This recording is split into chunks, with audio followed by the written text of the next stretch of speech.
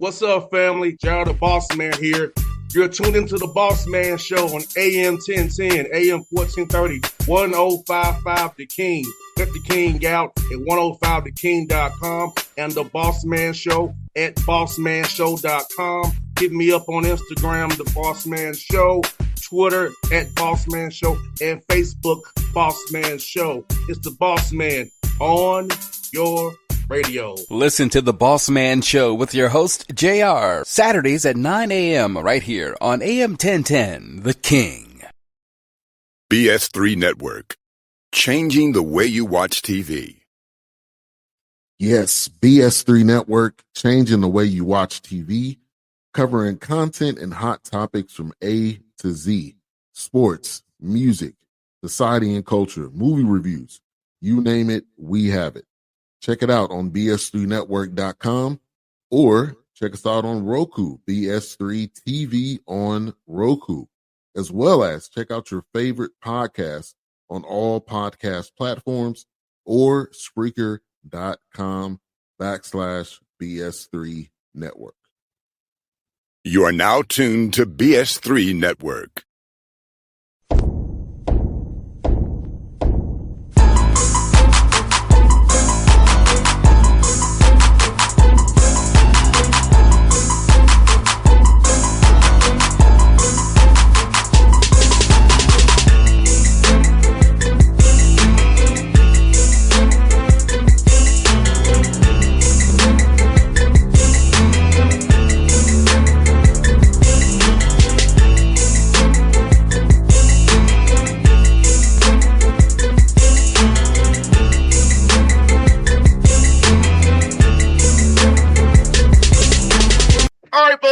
Bossman Show. Here we are. We have him, Florida State Seminoles head coach Loucks, who's on the Bossman Show. Luke, good to see you, man. How you down there in Tallahassee, man?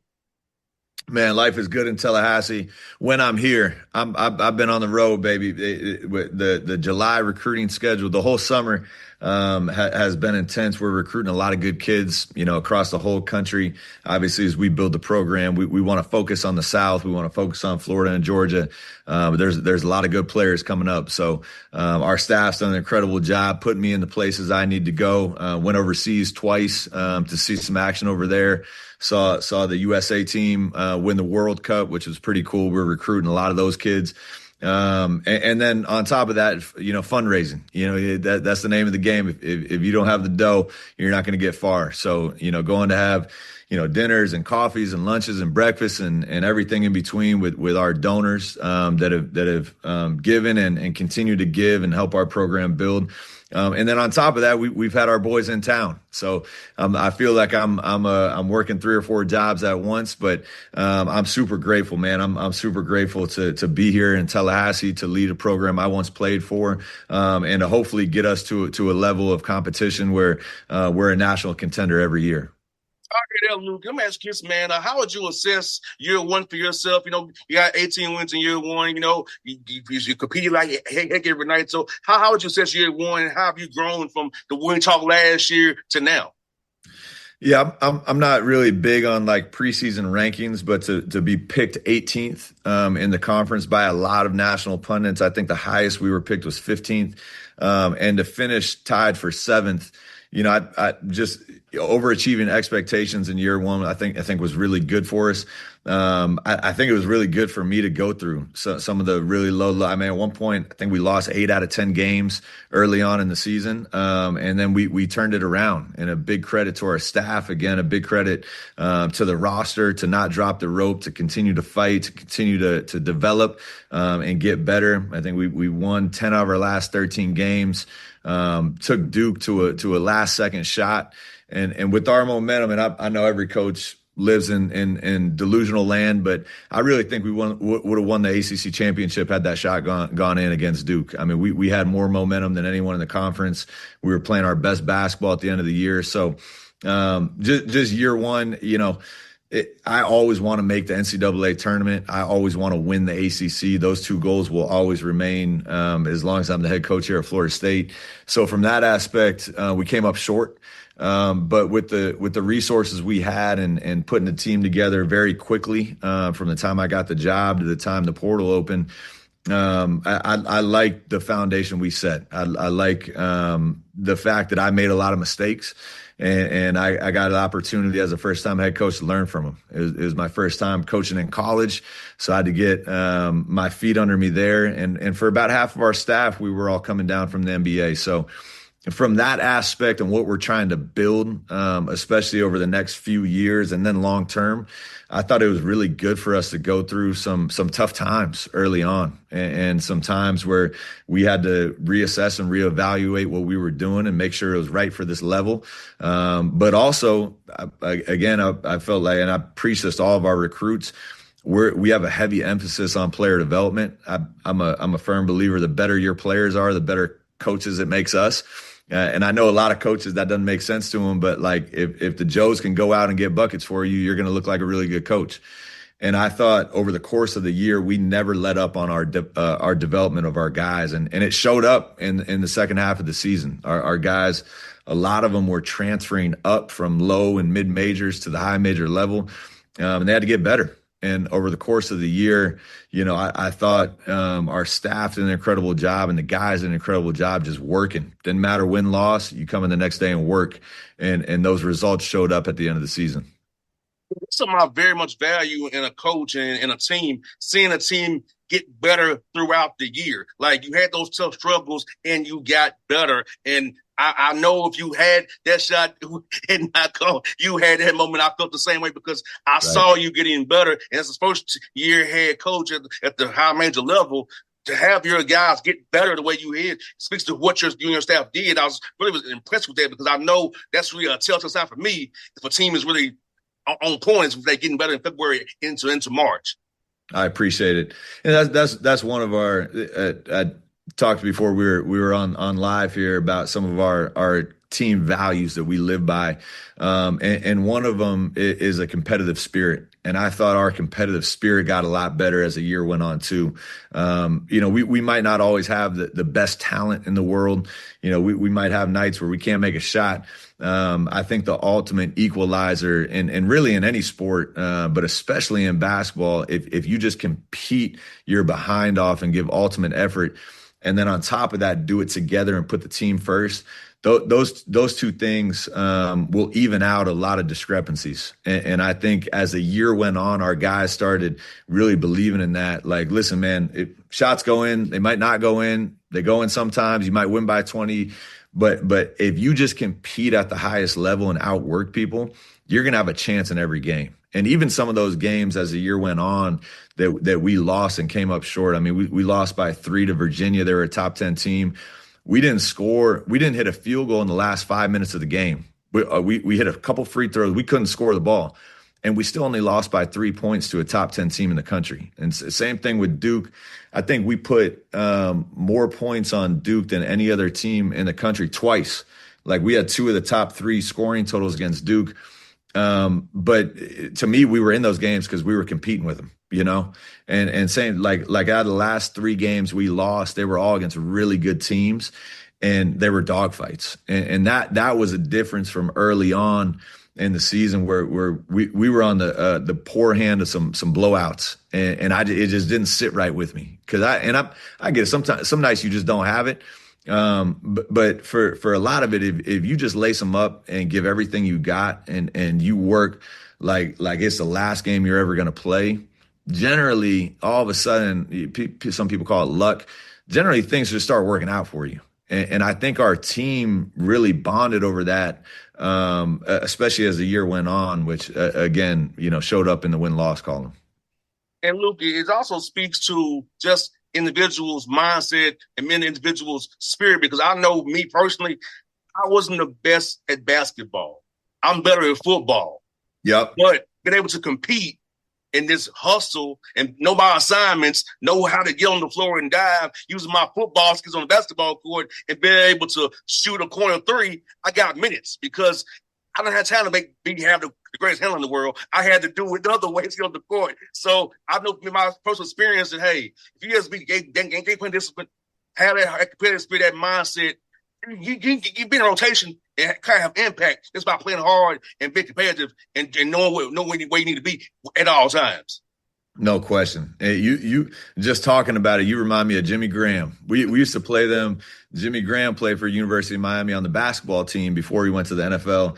And he just gave all out effort and he set the hardest screens. He would always rebound. He was the best teammate. And those Miami teams were really good because of it. And he didn't have a ton of skill. He wasn't scoring 20 a game. But he went out there and did his job and knew his role. And then obviously he showed it on the football field in the NFL and had a Hall of Fame career, one of the best tight ends in the history of the NFL. But you could see that mentality on the basketball court for University of Miami when we used to play those guys. He would set the hardest screens. He would crack you and wake you up. And I'm like, man, who is that? And 3 years later, he's an all-pro tight end in the NFL. But our guy, a lot of our guys we try to recruit have similar mentalities to what you were just saying. A lot of them got a chip on their shoulder. They're all talented. If they weren't talented, they wouldn't be playing here.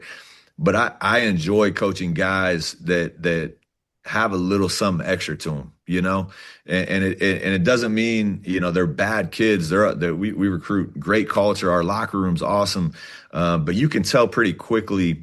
We like to say if they got the dog in them or not. And that's something, if you don't have it, it's very tough to teach someone how to have that mentality of like, as soon as we step in these lines, it's about to be a scrap.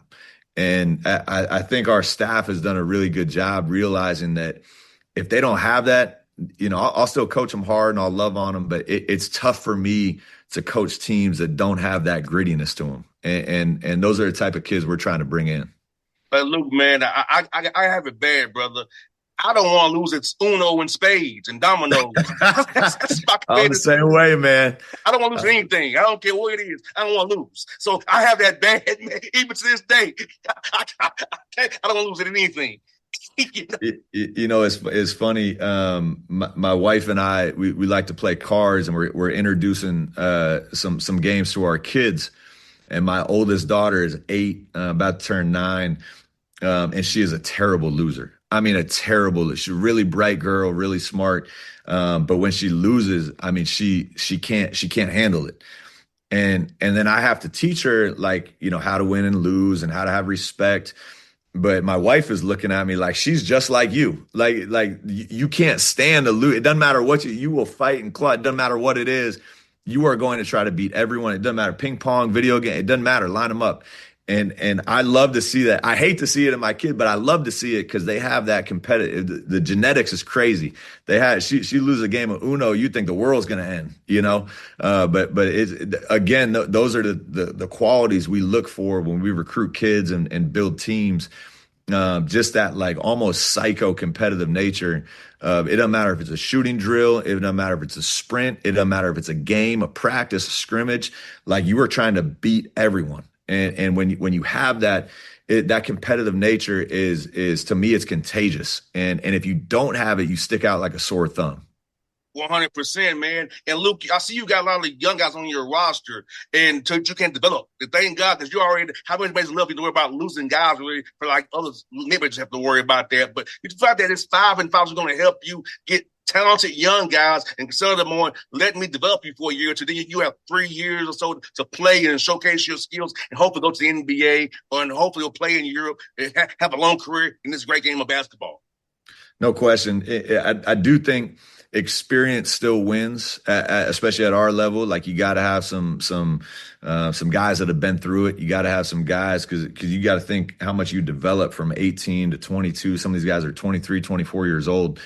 But I think we have a really good blend of having some older guys that have, gone to the NCAA tournament. Anthony Robinson, been all SEC defensive team. I think he was preseason player of the year on defense in the SEC. But he's done it at a high level. And a guy like, Sebastian Rancic, a Slovakian kid, 6'10", 6'11", out of Colorado, 13-5. He's produced at the highest level.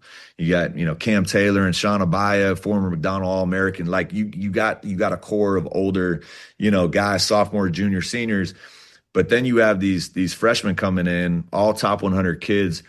And I told all of them, if I told our staff, if we don't feel like they can step in from day one and contribute, right, we shouldn't recruit them. I don't want guys to come here and sit the bench for 2 or 3 because we'll just develop them for someone else and they'll eventually leave. We want guys that can come in and contribute from day one, that as they contribute, we develop. And I think we hit a home run on our recruiting class, man. Like we have some guys from day one that will have an impact. And a lot of these guys we have on multi-year deals, which is awesome. They understand, like, you're coming in from day one. I need you to produce, but you still have this much to grow, and we're going to help you get there. And to have that core group of guys that you can build with year over year, I think is something a lot of schools are missing right now. Just with the way the system's set up, it's like if you get good enough, well, then you just transfer to somewhere else and get paid way more. If you get really good, you go to the pros. And if you're bad enough, the coach might not want you to stay. And so there's a constant flux of like, man, we only got 2 or 3 guys coming back. Like if you can up that to 5, 6, 7 guys on a roster, and then you can really build with a core of guys that know, how our program operates, how we compete every day, how we practice. I just think it's priceless, man. No doubt that continuity piece is so very, very important. And I want to ask you about continuity in this sense. How is it cool during this time to be able to build those bonds with the guys? Because, you haven't given out minutes yet. Nobody's high rotation yet. Everybody's happy still. So how is it cool this time to really build those bonds and build that chemistry? So when these things do happen, but those meetings you have to have in your office with these guys one-on-one about playing time and how I get on the court happen. How's it cool to have that this time of year just to be able to be brothers and enjoy each other's company down there in Florida? Yeah, that's what the summertime and the off season is about, man. You got to come in and get better every day. You got to really push yourself. A lot of minutes are earned in the summer. So you just by the way, and the guys can see it, the way guys work and who's the leader, who might be more of a follower. I never promise anyone a starting spot. I never promise anyone minutes when I'm recruiting them, but I tell them I'm going to play the guys that can help me win games. And the more you produce, the more you'll play. That's just is common knowledge. But I can't sit up here and promise you're going to start and play 30 minutes a game, because if you don't produce, you're going to be on the bench with me. And so it's really cool to watch that process take out in real time over the summer, and then obviously working into the fall when you start gearing up for real practices. But what you said is the most important thing. And if there's one thing you can get out of the summer outside of the work and the sweat and growing on the court, it's the bond and the chemistry off the court. There's a lot of different names for it. Some people call it culture. Some people call it just relationship building. To me, the best teams, just take any team in any sport, the best teams are usually the closest. Not always. Sometimes talent just wins out. But usually that bond you form off the court with your teammates carries over to on-court production. And especially in a team sport, if you don't trust the guys next to you, it's going to be really hard to win at the level we want to win. And the only way to earn that trust and gain that trust is to spend time with each other. And so this summer has been awesome, man. At least once a week, usually multiple times a week, we're getting together as a team, sometimes with the staff, sometimes without the staff, but cookouts at my house, going bowling, playing pickleball, like just doing stuff as a team off the court to really form those relationships and form those bonds and get to know each other, get to know each other's stories, what motivates you, what's your background, how's your family. Because again, you get in the heart of the season when your back's against the wall and you're on the road at Duke. If you look to the right of you and you don't know the guy you're suiting up with, it's going to be a problem. And to me, that's what's really special about this group. They have that chemistry already, and we're in July. And so every coach in America is optimistic right now. If you're not, you're probably in trouble. So I'm really optimistic about this team. I really like our guys, but I've really enjoyed over the 6 to 8 weeks in the summertime working together, watching those relationships grow and form those bonds that are definitely going to help us later in the year. The last 3 questions are from my interns from Georgia State. They got 2 more weeks with me before they go back to their regular lives, but they have 3 questions for you. And the first question they have for you, Luke, is this. With guys now earning rev share NIL, how do you help them with financial literacy and financial management so they don't blow up through all their money, understanding now that they're 1099s and they're taxed on the money that they're earning? Yeah, it's one of the first conversations we have before the first check hits. We bring them all in, explain, hey, there's this thing called the IRS, and they are coming, whether you like it or not. But we bring in professionals. So we bring in a couple different wealth management groups, some that I've had relationships with, some that, through our network at Florida State, we have relationships with. So we bring a couple wealth management people, a couple CPAs in, to just break it down with our guys. Like, hey, you don't have to go with us. You don't have to invest with us, but let's explain how this works, right? You guys get this money in, you got to pay taxes on it. You guys should all have a budget. Don't go blow your check every time it comes in on stuff that depreciates in value. You need to learn how to save. You need to learn how to invest. So just an introduction of financial literacy to our guys, I think is one of the most important things we can help with. I tell all of our kids' parents and agents and people, I'm never going to be someone's, quote unquote dad. But I do have to take on some of that responsibility when these young men play for me, just like Leonard Hamilton did for me. I call Leonard Hamilton my second father all the time, because he helped me in so many different ways outside of basketball, how to treat people, how to respect people, how to look people in the eyes, how to build relationships, financially, how to take care of your business. All of those things, that ball is going to stop bouncing at some point, and these guys need to be set up for life, and they need to be set up for success. Some of these guys are making like real money. And if you just blow through it, you're just creating habits that are going to be detrimental for your entire life. And on the flip side, if you learn how to take care of your money, if you learn how to invest, if you learn how to budget properly, you can set yourself up and your family up for a long time. And so it's one of the things our staff does. And I don't know what other schools are doing. I hope they're doing the same thing. But our staff does an incredible job sitting down with these guys very quickly of like, don't go buy the Mercedes with the first check. Like, we need to get you set up. We'll figure out the cars and everyone wants a nice chain, and we'll figure that out. Everyone wants their shoes and all the tint and the wraps on the cars and the blink. Like, we'll figure that out. You got to set yourself up first before you can go spend on the stuff you want. And second one they have for you is this: what is your favorite part of your job outside of the basketball piece? Yeah, there's a lot of favorites. And now this is a little unusual because I played here. And my wife was an athlete here. Like, I grew up a Florida State fan, so it means a little bit more to me. I think one of the big things that I love, and this is just my personality in general, I love, building relationships and talking with people. I could talk basketball and sports and football all day long. And that's why every time you call, I'm on here. I love doing this, but it's special for me in town, in Tallahassee, a place I love, a place, I built my life, met my wife here, to just go around, go out to eat, to a nice restaurant, go get coffee, outside of campus, and just talk with people. That's the coolest thing for me, the excitement around this town, about what we're building specifically with basketball. But then to have my family grow up in this atmosphere is the coolest thing. To watch, my 3, almost 4-year-old son last year go to his first football game and watch his eyes light up as the planes flew over, for the national anthem. Like, those are the priceless experiences as a father that you just can't replicate anywhere else. And so that's probably my favorite part of the job, just being back in Florida, in Tallahassee. A lot of my career before this, I played professionally overseas and in the minor leagues. All of my coaching experience was on the West Coast, with Golden State, with Phoenix Suns, with Sacramento.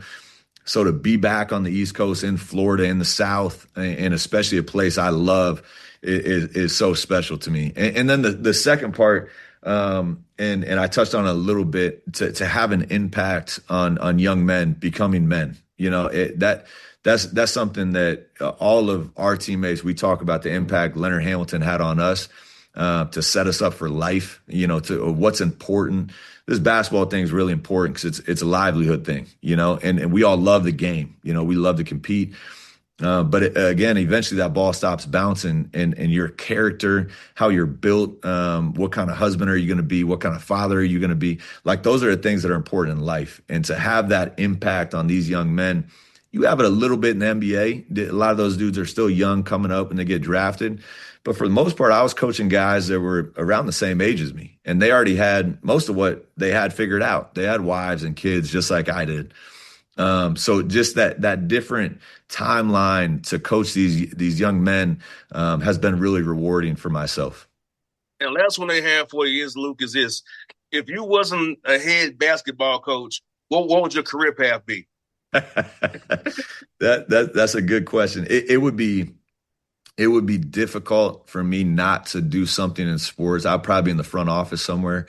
If sports was totally out of it, man, I don't know. I actually tried one of the off seasons where I got hurt and I had a long off season. I did some medical sales with one of our former players here. He's a super successful guy, has his own couple of own companies. I worked for him in medical sales and did pretty well. But I did not enjoy it because it wasn't sports. And you can do it. You can make a really good living doing it. But I did it for a couple months with him, and I had a blast 'cause it was something new. And, you're in there selling stuff to doctors and, going to meet with people. It wasn't hard. I would probably run some type of business. I've always, at some point I want to either open like a small restaurant, lounge, or a coffee shop. Because again, I love bringing people together in a good environment and talking with people in the community. So something up that alley, run some sort of business or some sort of restaurant or lounge in town and have a nice little spot to hang out. We're up the same idea, Luke, because I'm invested in 2 barbershops here in Atlanta. There you go. So, yes. I love it. Hey. I just got cut this morning, man. Hey, and that's one thing, man. I had this guy who ran a barbershop, and then he had a speakeasy in the back. Like it was like a secret speakeasy in the back. It was the coolest spot. And I was like, now if you added like a sneaker store on the side, it would be hitting like all of my, I love live music, I love sneakers, and I love getting a clean cut every week. And so if you could somehow incorporate all of those things into one, I don't know if it would make any money, but I'll be happy. Let me tell you about our plaza that we invested in, Luke. We have a cleaners next door, a gas station, the barbershop and salon and nail shop, all in the same plaza.